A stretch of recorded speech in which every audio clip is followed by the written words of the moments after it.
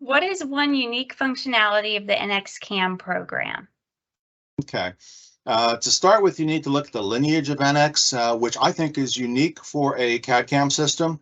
NX got its start in the 1970s as a dedicated CAM system for doing 5-axis milling at McDonnell Douglas.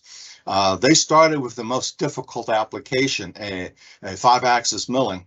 And that's more like a baptism of fire, which is unique in the CAD-CAM industry. A lot of CAM systems got their start as CAD drawing programs. Most systems started with simple 2- and 3-axis programming and then tried to work their way up to run with the big dogs, and NX is one of the big dogs.